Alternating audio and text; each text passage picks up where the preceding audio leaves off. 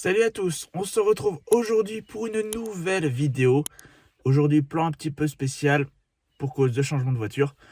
Il est tôt, il fait un petit peu froid, mais on est motivé à faire cette journée de vide-grenier. Aujourd'hui, on a 4 gros vide-greniers à faire, d'à peu près plus de 300 exposants minimum chacun. Donc il y a moyen qu'on trouve pas mal de trucs. Je vous emmène avec moi, c'est parti.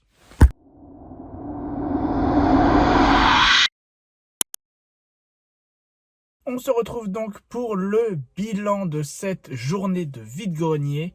Je devais faire 4 vide-greniers, j'en ai fait finalement que 3 parce que le premier a été exceptionnel et que, mine de rien, vu à l'heure à laquelle j'ai terminé cette journée, c'était déjà bien de s'en contenter avec 3. Quand je vous dis que ce premier vide-grenier était exceptionnel, je ne mâche pas mes mots.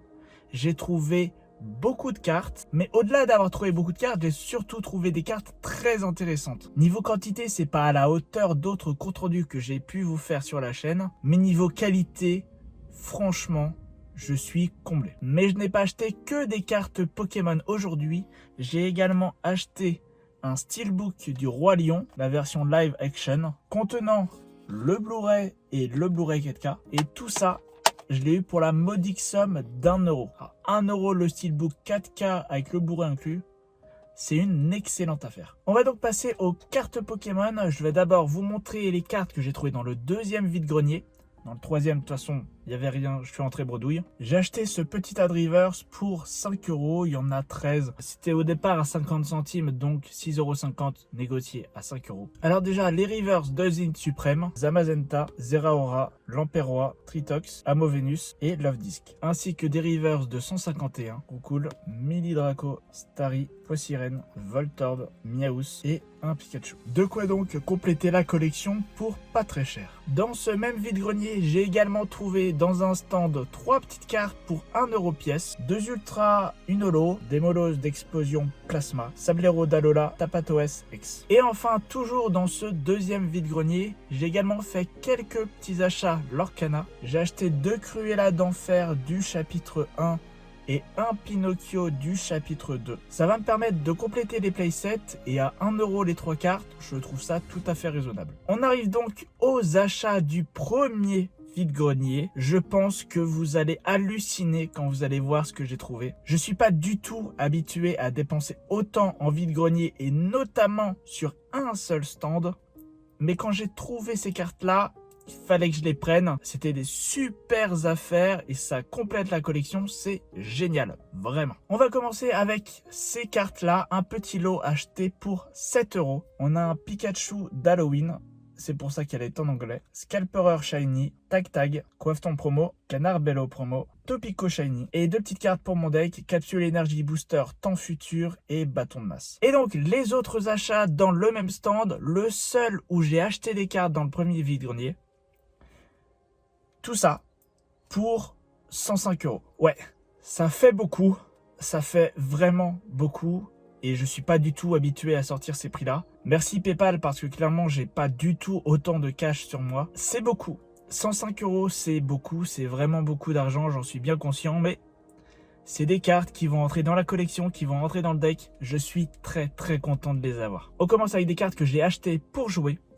Une Capsule Énergie Booster Temps Passé, qui est en effet Cosmos Holo parce qu'elle vient du coffret Rugilune. Un Garde-Fer X promo qui lui va aller dans la collection. Je l'ai pas dit, mais la capsule c'était 1€ et le Garde-Fer 2€. J'ai trouvé 3 pommes de fer pour 2€ pièce. C'est un super prix parce que la cote Card Market actuellement c'est du 14€. Un petit Chef de Fer X trouvé à 4€. Un Attrape Ultime pour 10€. Si vous ne vous intéressez pas au TCG, vous diriez avec raison que 10€ pour cette carte, c'est abusé. 10€ actuellement, c'est quand même un très bon prix, sachant que cette carte se revend plutôt aux alentours des 15-20€. Il me la fallait pour mon deck, c'est chose faite, c'est génial. D'ailleurs, n'hésitez pas, si vous êtes curieux, à vous renseigner de pourquoi cette carte Attrape Ultime est si chère et si intéressante pour le jeu. On va donc continuer avec 3 cartes Dresseur Full Art. Pour ma collection, c'est génial. Charisme de Giovanni, eu pour 5€. Nefli, eu pour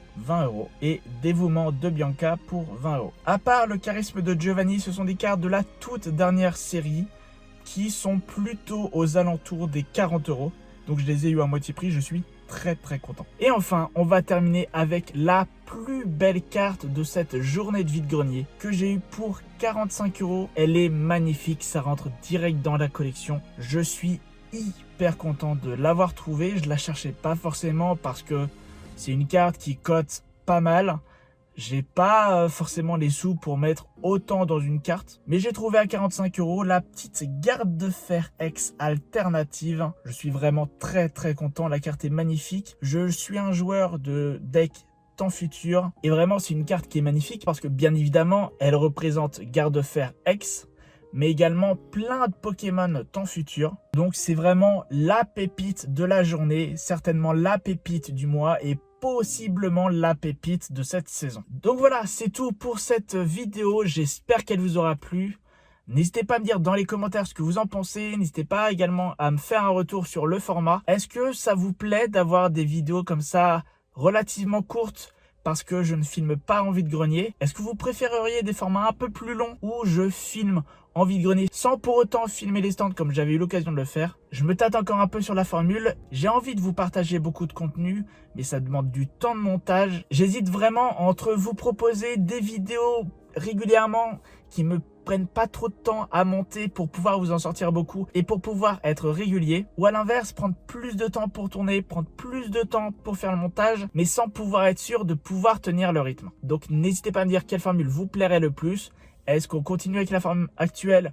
Je me filme avant de partir en vide-grenier et bien sûr le compte rendu à la fin, ou alors une vidéo beaucoup plus travaillée avec un début. Je filme dans tous les vide-greniers dans lesquels je passe et bien sûr aussi le compte rendu à la fin. Pour les plus anciens sur cette chaîne, ça ressemblerait à ce que j'ai pu faire déjà par le passé sans pour autant filmer à même les classeurs, filmer à même les stands. Donc voilà, je suis en plein questionnement. En tout cas, on se retrouve très vite pour une prochaine vidéo vide-grenier, mais également pour des vidéos cinéma, TCG, romans. J'espère que de votre côté, vous avez fait de super affaires. Moi, en tout cas, vous l'avez vu, c'était vraiment le cas. On se retrouve très vite pour de prochaines vidéos. En attendant, portez-vous bien. Ciao. Sur ce stand, j'ai aussi acheté tout ce tas de cartes Pokémon. Tout ça de cartes à 10 centimes pièce. Et ce petit paquet est déjà fait pour 2 €.